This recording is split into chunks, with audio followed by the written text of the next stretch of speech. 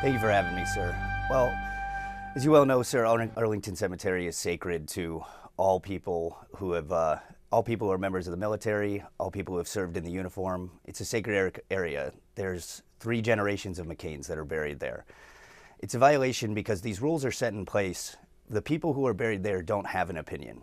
The point of Arlington Cemetery is to go and show respect for the men and women who have given their lives to this country.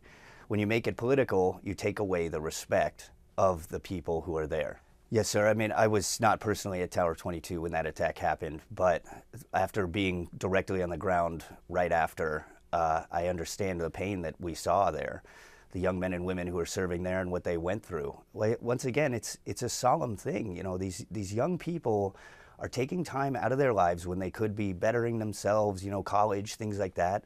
And they're joining the military because they feel it's the right thing. And the least we can do is, when they're gone, when they're in Arlington, is to respect the rules and regulations that are in place, like not politicizing the fact that these men and women are there. Go, show respect.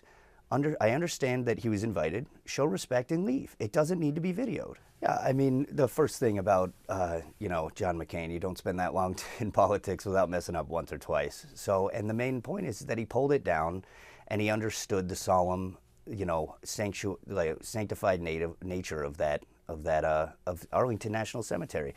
So if Donald Trump pulled it down and apologized, I mean, it would be the right thing to do. But look at his history towards veterans. Look, at this point, I don't know what else he has to do, The answer is no.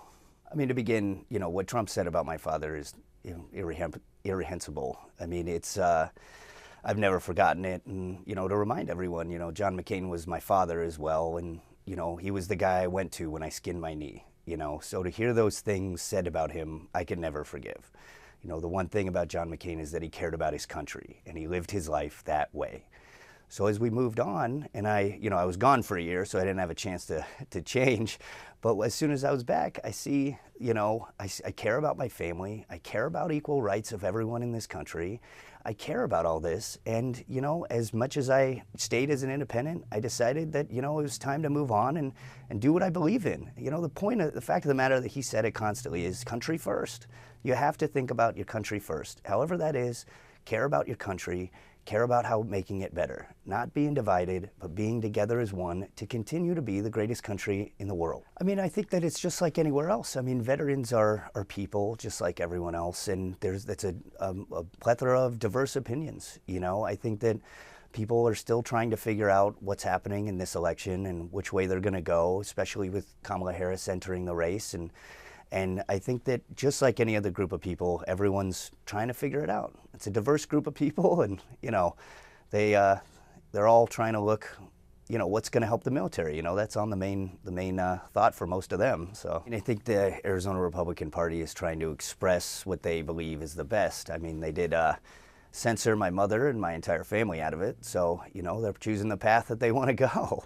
But I think one of the main points of switching over and coming over has been, like I said, I feel that Kamala Harris and Tim Walz embody a group of people that will help make this country better, that will take us forward.